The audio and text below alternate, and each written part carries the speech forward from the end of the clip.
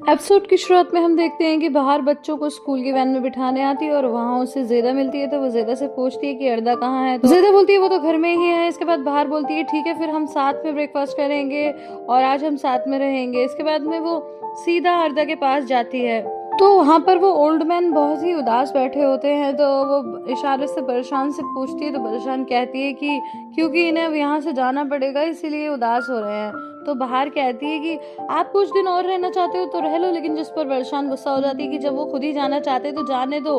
तो वो एकदम से कहते हैं कि नहीं नहीं मैं तो नहीं जाना चाहता, मुझे तो यहाँ अच्छा लग रहा है। तो इसके बाद में वो बाहर पर बहुत ही गुस्सा होती है। इसके बाद वो अर्दा को लेकर के घर में आ जाती है और एक बार फिर से उसके सामने पजल रख देती है, लेकिन इस बार वो कोई रिएक्ट नहीं कर रहा था, जिससे वो काफी निराश हो जाती है और उसके लिए ब्रेकफास्ट बनाने लगती है। लेकिन तभी थोड़ी देर में वो बहुत ही स्पीड से एक बार फिर से पजल बनाने लगता है। नेक्स्ट सीन में हम आरिफ को देखते हैं जो कि सीधा शीरीन के पास जाता है और उससे उसका हालचाल पूछता है और फिर कहता है कि क्या तुम मेरे साथ चलोगी। तो वो कहती है कि नहीं नहीं रहने दो, फिर तुम्हें कोई कुछ ताना मारेगा, और फिर उसके मुंह पर ही दरवाजा बंद कर देती है।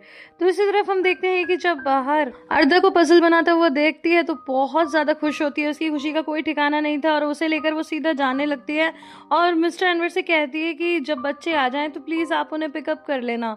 और इसके बाद वो सीधा मिस फजीलियत के घर पहुंच जाती है। गाइस मैं आपको बता दूं कि मेरा मोबाइल खराब हो गया, उसके लेफ्ट साइड का टच काम ही नहीं कर रहा। वीडियो बनाने में बहुत प्रॉब्लम हो रही है और सच में मेरा तो दिल दुखी हो गया, लेकिन फिर भी मैं कोशिश करूंगी किसी तरह जल्दी जल्दी वीडियो लाऊं, कम से कम इस सीरियल को जैसे तैसे खत्म करूं। पता नहीं क्या करूं। एनीवेज आगे बढ़ते हैं। दूसरी तरफ हम ज़ेदा को डस्टिंग करते देखते हैं और मिस फजीलियत वहीं सोफे पे बैठकर रीडिंग कर रही थी कि तभी ज़ेदा बोलती है क्या मेरी वजह से आपको डिस्टर्ब हो रहा है। वो कहती है नहीं नहीं मैं कुछ सोच रही थी, और इसके बाद सीधा अंदर चली जाती हैं। उनके अंदर जाने के बाद राइफ कहता है कि ज़ेदा मेरी बुक नहीं मिल रही, क्या तुमने देखी। तो बोलती है कि तुमने लास्ट टाइम कब देखी थी। बोलता है जिस रात तुमने मुझे किस किया था ना, बस उसी दिन मैंने सुबह देखी थी। तो ज़ेदा बोलती है कि तुम्हें वो बुक कभी नहीं मिलेगी। बोलता है क्यों।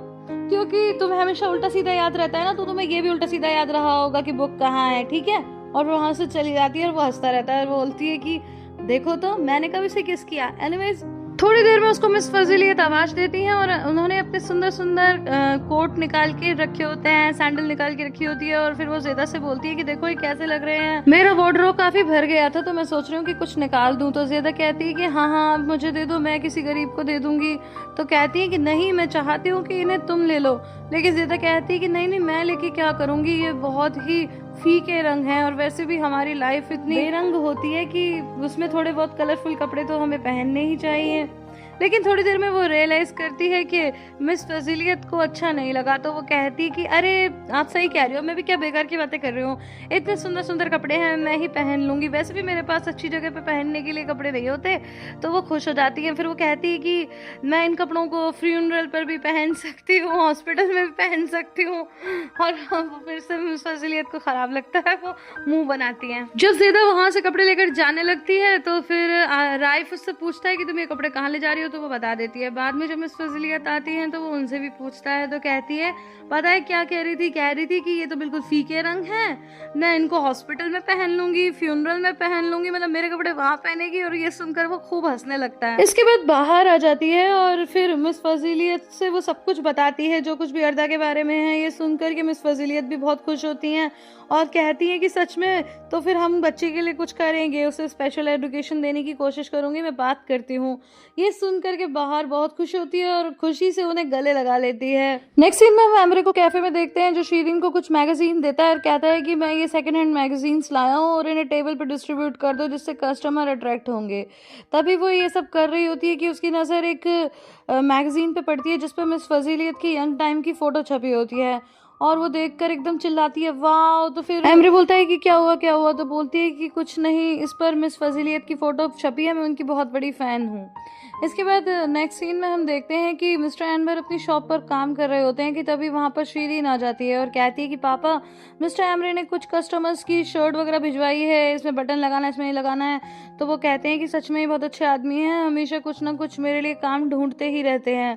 तो इसके बाद में फिर वो कहती है कि पापा आप कुछ उदास लग रहे हो, आप मुझसे नाराज हो क्या। अभी भी बोलते हैं कि नहीं नहीं बेटा मैं तुमसे नाराज नहीं हूँ, मैं किसी और बात से परेशान हूँ। तो पूछती है क्या हुआ। तो बोलते हैं कि मैं ज़ेदा को लेकर बहुत परेशान हूँ, क्या क्या झेलना पड़ रहा है उसे।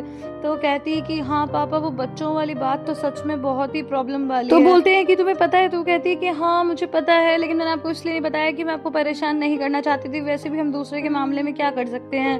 तो फिर वो कहते हैं कि वैसे वो आज किस्मत के पास गई है, देखो कोई प्रॉब्लम्स का सोल्यूशन निकले।